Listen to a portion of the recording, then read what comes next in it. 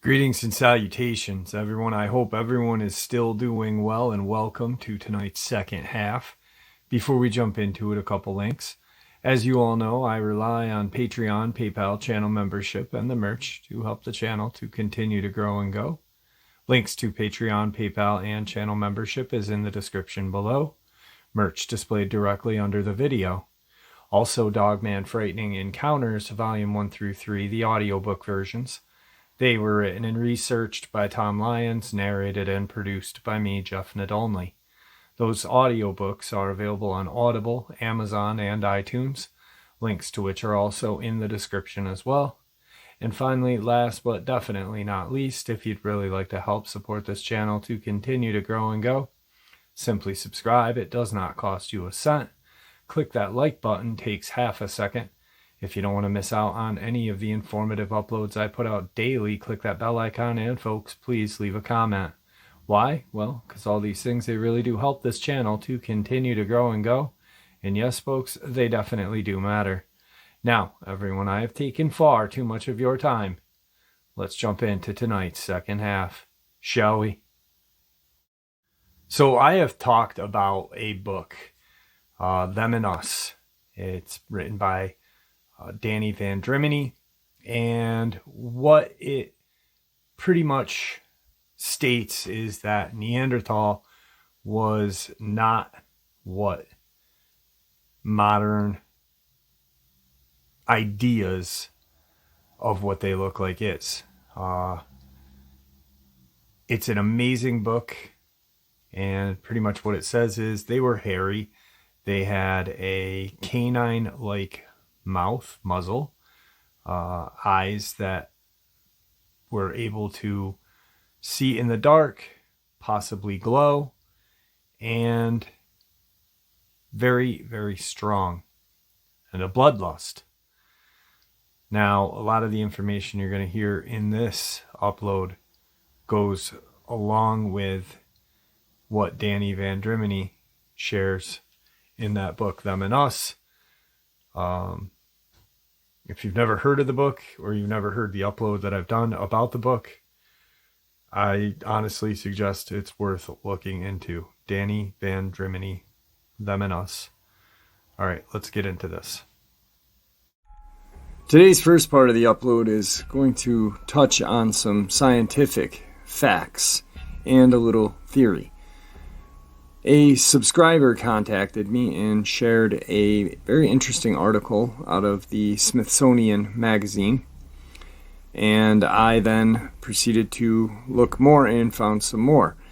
Now, about a month and a half ago, I discussed an article that I read out of National Geographic about these tunnels or tubes underground that were 7 feet tall and carved out but not by human beings. There was scratch marks all throughout the walls, like it was done with something with hands but not humans.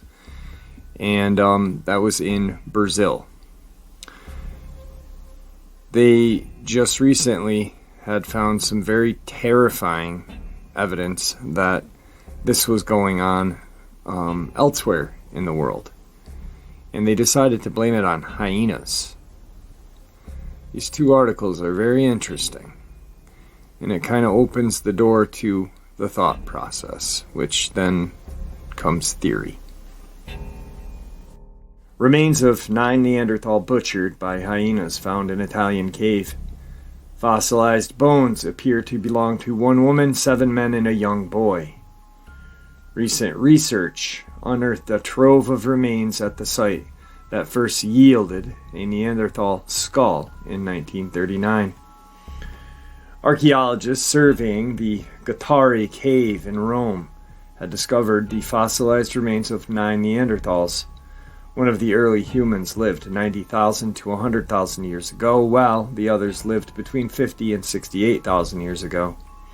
Researchers had previously found a Neanderthal skull in a cave in 1939. The new find makes the location one of the most significant places in the world for the history of Neanderthals. says the Italian Ministry of Culture in a statement, per a translation by the Associated Press. As Lorenzo Tondo reports from The Guardian, Stone Age hyenas used the cave as a den and likely targeted the Neanderthals as prey. Hyenas hunted them, especially the most vulnerable, like the sick and elderly individuals. Mario Raffo, an archaeologist at the Tor Vergata University, stated to The Guardian.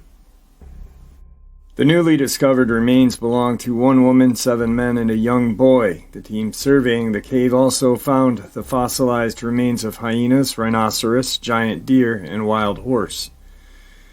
It is a spectacular find, Raffo tells The Guardian. A collapse, perhaps caused by an earthquake, sealed this cave for more than 60,000 years, thereby preserving the remains left inside for tens of thousands of years.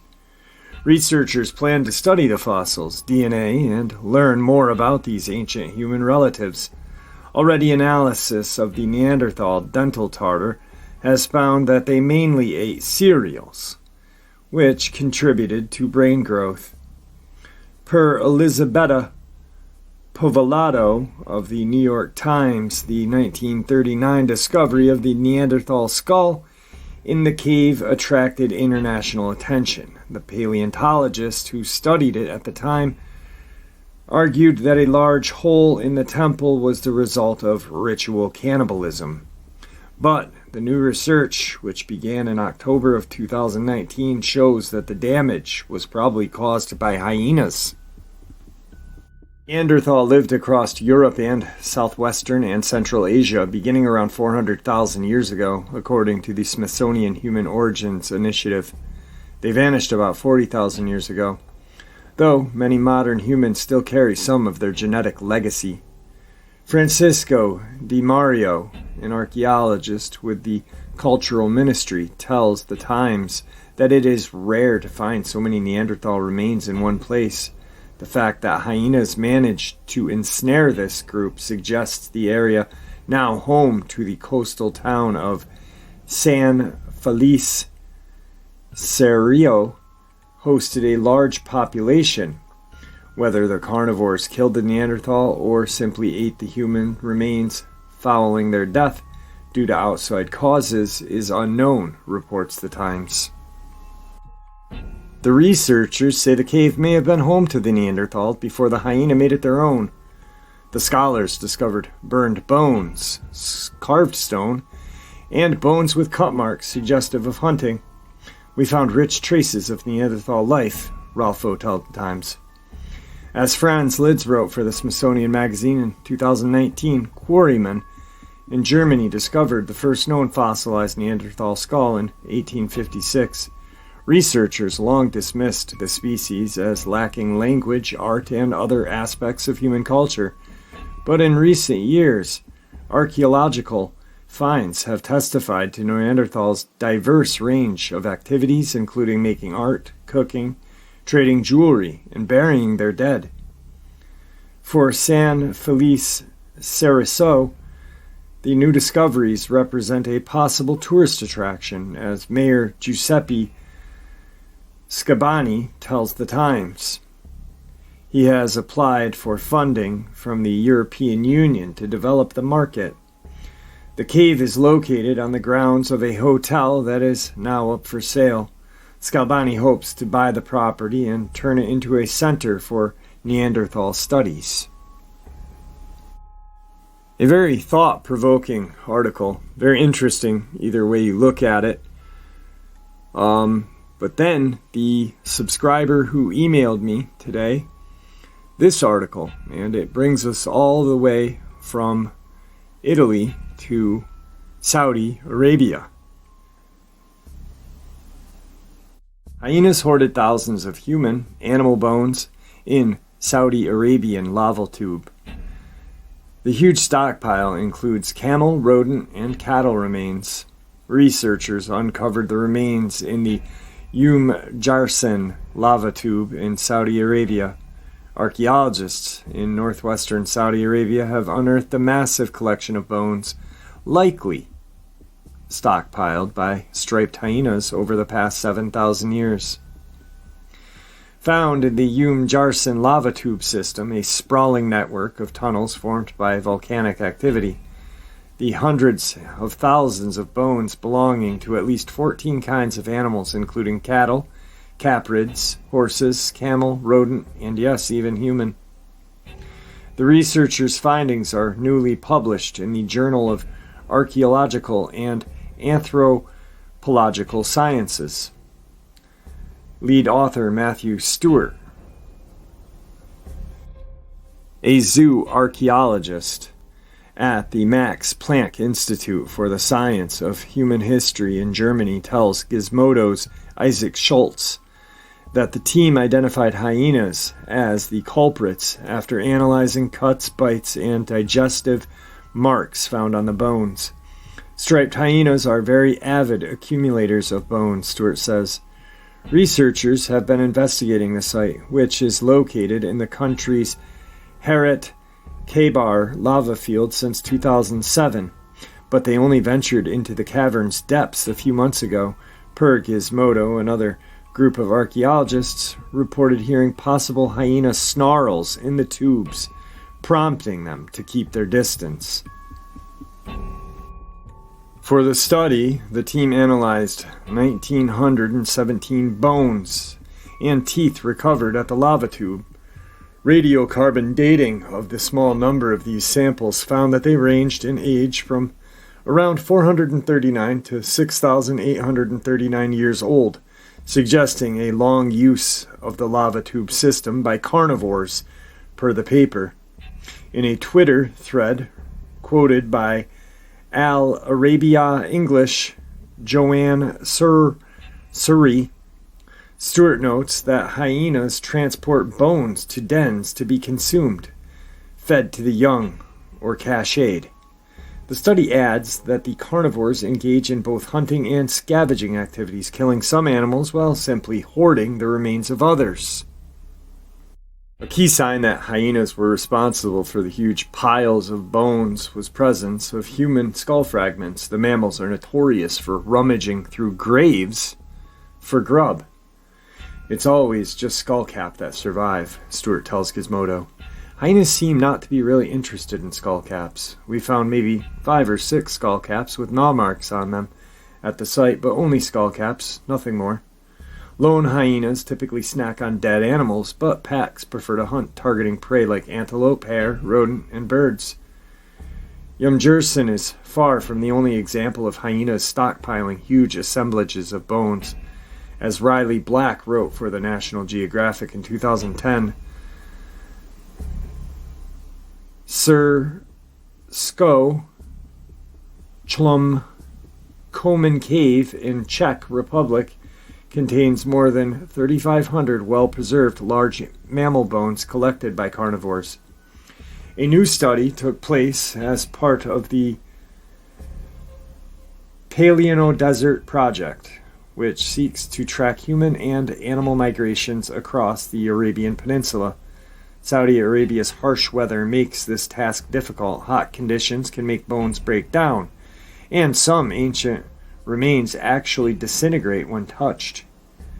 The most surprising thing comes down to just how well preserved the material is, and how much material there is, given that Saudi, we have no faunal remains, really, Stewart tells Gizmodo. In a Twitter thread, Stewart lauds the lava tube's excellent condition for preservation of the bone. He adds that Jarsen and other similar sites in the region is likely to hold valuable insights into the environments of the Holocene Arabia. This study is just the tip of the iceberg. Once again, another very interesting and thought-provoking article. But if you are me, and you think like I do, which a large majority of you do because we come to my channel every day, a couple of things popped out at me in this last article. Another group of archaeologists reported hearing possible hyena snarls in the tubes, prompting them to keep their distance. Okay, that's interesting. Now, that interests me because I don't believe it was hyenas. Now, I want to share with you why I don't feel like it was a hyena, because the striped hyena, which they are claiming these stockpiles are made from, there's only about 10,000 of them left in the wild today. They're not a very big version of the hyena, like the African. The most notable would be like the African savanna hyenas that they're friggin' huge. They don't care about, they'll go toe to toe with lions. So I just don't feel like those snarls they were hearing were a striped hyena. And they're probably very lucky to turn around, because if they went any further, well, we might not have this information. The second thing that caught my eye was the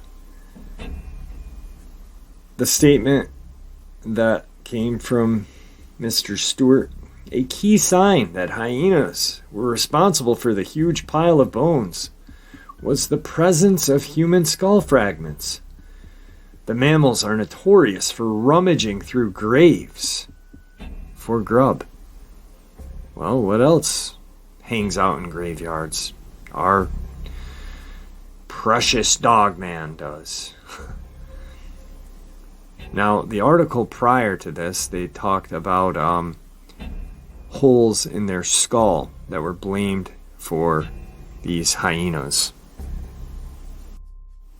So they were talking about how these holes in the skull were caused by these hyenas. I don't know, something right there doesn't fit right to me, because they're talking in this article that hyenas don't like skull caps.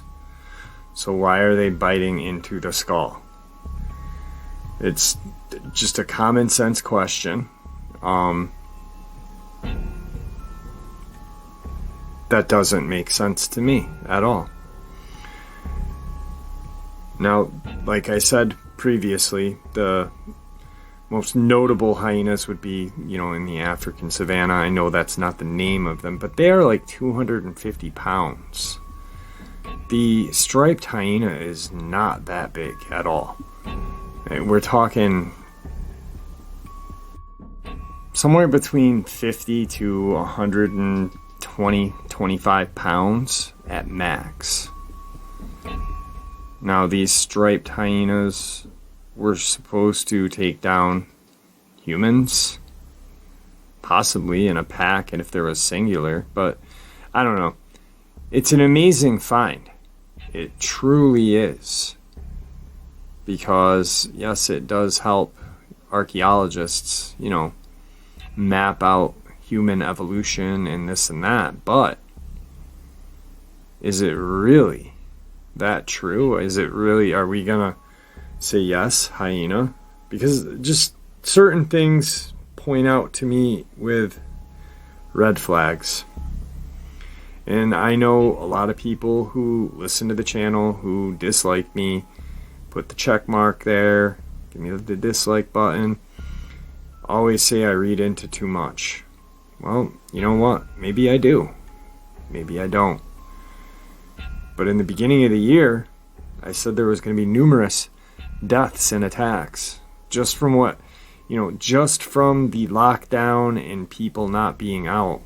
And I said there are going to be a lot of them, and there has been. So maybe sometimes I am right. Maybe not. Who knows? I'm probably 80% wrong, but that 20% sure adds up sometimes, I guess. Maybe it accounts for something. I don't know. But I wanted to share this with you guys. I hope you enjoyed this part of the upload. Now let's hit some encounters. Today's first encounter. I will not be using my real name for privacy reasons, but I will say I'm a 15-year-old female from Nebraska. I know you're probably thinking cornfields and the middle of nowhere, but that's not where I'm from. I live in Omaha. But I've always loved the outdoors. I go hunting and or hiking almost every weekend with my dad or with friends. Okay, on to the experience. I went to Nebraska National Forest every long weekend with two friends who I will call Haley and Todd. I've known them for years, and we never hike alone because of the risks, so we became a group. Anyway, it was spring break of last year when we went on a week-long backpacking trip. It was a 7-hour drive there. Me, being 14, could not drive, but Haley was 16 and Todd 15. Haley drove us there, and we had a great time for the first few hours of the drive, but when we got closer to the forest, something felt off. I know it sounds cliche, but I had this feeling like I was going to get sick. I ignored it, and thought I was just nervous. So Haley and Todd, I guess, noticed I was off. They asked what was up, and when I told them something wasn't right, they laughed, thinking I was just trying to scare them. A few hours later, and the feeling is still there, but we were at the trailhead. I got out, and everything was as should be. We grabbed our packs, and off we went. I felt like I was at home in the trees, and the feeling was soon forgotten. We walked a little over 5 miles that day before we set up camp. We had a 2-person tent that Haley and I brought, and then a hammock Todd had brought. After we set up camp, we ate and just began chilling and fire talking. There was no alcohol or drugs. Todd began complaining how he didn't want to sleep in his hammock. I didn't want to listen to him complain and offered to switch places, and he gladly accepted. So the night went like usual until about 2 a.m. when we all got tired and went to bed. Well, everyone but me. I have extremely bad insomnia, so I was just mending to the fire and chilling. Finally, I decided to get into the hammock and read. So I put out the fire, grabbed my headlamp, and got onto the hammock. I noticed that something was off, but I could not place it. That's when it hit me. It was completely silent in the woods. No crickets, no animals, nothing. My skin started to crawl. Something definitely was off. I turned off my headlamp and lied down and kept silent. I wanted to try to hear some type of animal to ease my worries. That's when I heard it. Something was dragging against the tent. I wasn't even 5 feet from the tent. It freaked me out, and I did something really stupid. I called out my friend's name. The noise stopped. I got no answer, but this feeling of dread was something I haven't felt before or since. That's when I felt it. Something poked the hammock. It was not a soft poke. It was like a jab. I was horrified. What the hell had just touched me, and where the hell was it? I was frozen. I also suffer from anxiety, and I felt the panic rising. I couldn't understand what was going on. That's when I made another mistake. I decided I wanted to see what had just jabbed me.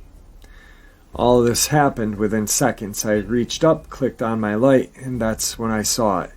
It was out of my nightmares. There was a creature that about 4 feet above me, staring at me, kind of hunched over. I was about 3 feet off the ground, so this thing was probably 7 or 8 feet tall. It looked like a dog, but it also didn't. It had the face of a wolf, but human in a way. The eyes looked red, ears looked like a clipped pit bull. Its mouth pulled back in a snarl, and the hand, claw, paw thing blocking its face. I was terrified. Its teeth were huge and sharp. The paws, if you could even call them that, had 5-finger type things with sharp long claws that looked like they could tear me apart. I stared at this thing for what felt like hours, but was probably only 5 seconds. That's when I screamed bloody murder. As soon as I did that, this thing let out something between a scream and a howl. It was deep, and I could feel it. When I heard Todd yell, "What the hell was that?" I heard the tent opening, and that's when the creature and I finally broke eye contact. I yelled at Haley and Todd to help me. I looked back up, and this thing was climbing the friggin' tree. It was still staring at me. That's when I saw the back of it. It had a tail of a dog, grayish, silver fur, a black mane down its back and a hump. I took this opportunity to scramble out of my hammock. We took off without grabbing anything. I had no shoes, nothing. We made it to the car, but the whole freaking time back I heard something in the trees. The next day we had park rangers go get our things, as we were too freaked out. When they got there, everything was gone. Not even trash remained. It was as if we were never there. They blamed us for lying. We had no idea what had happened. I had no idea what I saw or why it just didn't kill me. I've not been back in the woods for a very long time, but still every time I close my eyes, I see that thing and hear its roar. Today's second encounter. I just picked up my friend from his house. We had both snuck out that night from our parents' places to go smoke. We used to go and do this and hang out with stray cats and feed them, listen to music, and look at the stars. This night we did some reading with tarot cards. My friend was trying to show me how to read tarot. We did a couple of spreads and talked about Wicca before we started hearing noises. My friend was a little high and I was sober at the time because we were going to be doing some driving that night and I decided not to smoke. We knew that the cats were around, but these noises were not the strays. In fact, it was like people were running around us in circles. My friend panicked and asked me if I could hear it as well. Trying to stay calm and quiet as possible, I just nodded and tried to whisper to him, "Stay quiet. Remember, we are in a sus area, and we don't know if we're surrounded by people." He thought for a minute before grabbing onto my sweatshirt. We sat there looking around as we slowly cleaned up our things and picked them up. "Stand up slowly and let's walk to the car. Hold this in your hand and you will throw it if someone runs at us," my friend whispered, handing me a metal bottle. We both got up and slowly went to the car and got in safely. Looking around while I was pulling out of the parking spot, I realized that there was nowhere for anyone to hide if they were surrounding us. We pulled out and decided to go for our drive. We drove to the neighboring town where my grandmother lives. We started to get hungry, so we started to look for a Jack-in-the-Box. As we drove, the car started following us. I quickly recognized it as a cop car. We pulled into the wrong lot and tried a different fast food place because we could not find a Jack-in-the-Box. The cop hid in a neighboring lot and followed us as we left. He followed us for miles until we got back onto the main road. As we drove down this road, my friend started to panic. For some background, my friend is a practicing witch and says he experiences a feeling. I trust him, but tonight scared me. "Don't turn there," he mentioned, and motioned on. I looked over at him, but could see panic in his face. "Why, what's wrong?" I asked him. "We're going to die. That street is giving me a really bad vibe." I turned away from it and continued straight until we got to the highway. To distract him, we talked about bands. I talked about the band I used to be in, while he talked about his dream band. We laughed the whole way back. Once we got back to his town, we got on the street that goes down into a wooded area where his house is. We're about 4 miles away from his house. The streets were dark as there are no street lights, just lights from the houses. As we pull onto the last street, both of us are quiet. The sides of the street are filled with trees. As we turn and start driving ahead, this creature ran across the road. It looked like a deer, but a human too. It took only 2 steps to cross the street before it's gone. Its legs were long, and it itself was tall, about 8.5 feet, counting the antlers. Its eyes glowed white for a split second. We saw it. As soon as it appeared, it was gone. Before I could panic or say anything, my friend says, "I know we both saw it, but we are not going to talk about it. Don't say it, don't acknowledge it," he said sternly. I agreed, and ever since, we haven't spoke about it. Today's final encounter. So I'm from Alexandria, Kentucky, and I saw something last night that I cannot explain. Last night was Midnight Madness for our school. It's basically some stupid football event during the summer, but everyone goes to see people they haven't seen over the summer. I went with my 2 friends and one of their girlfriends. We got there around 10:45. Me and my friends were getting pretty bored of the event, and one of my friends had brought some dabs. For those who don't know what dabs are, it's concentrated weed. We got in my buddy's car and were looking for a place to smoke. We were driving around this subdivision that had very thick forests all around. We settled on this abandoned house and decided to smoke in the woods behind it. My friend was setting up his rig and we realized we had forgotten water for the dab rig. A dab rig is basically a bong for dabs, and it needs water or else it's very harsh to smoke. Well, we all had parked a little bit down the street so no one would be suspicious. Nobody wanted to go back to the car because it was at least a 5-minute walk. So I decided to go back for the water. While I walked back, I heard scratching from behind the nearby house. It kind of freaked me out, but I thought it was probably a dog or some other animal. I made it to the car, got the water, and started to head back. As I walked by the house, I heard the scratching. I began to hear it again, but then I heard what sounded like footsteps kicking up gravel when something started to try to run. I turned and I saw something that has kept me up for a while now. Now keep in mind, I am 6'2", 17 years old, so I am bigger than most things. And this thing that I saw had easily beat me in height by 2 to 3 feet. It was slender, but it was long, almost stretched out limbs. I couldn't really make out any more details because it was so dark. This creature was running from one backyard to another. I never saw its face, only its body. It ran 2 feet, but it was faster than any person I had ever seen run. Hell, it was faster than anything I had ever seen run. The creature made it from one backyard to the next, about 50 to 90 feet in 3 or 5 seconds. I was standing in the middle of the street about 30 feet away. I stood there for a second in complete shock. Then I ran as fast as I could to my friends. I ran through thorns and bushes to make it back to them. I ran and told them what I saw. I'm not sure if they believed me, but the panic in my voice was enough for them to know that I had seen something. We packed up the rig and went to the car. I've been up all night trying to figure out what I saw. The closest thing I found on the internet was something called the Dover Demon and something they call a wood devil.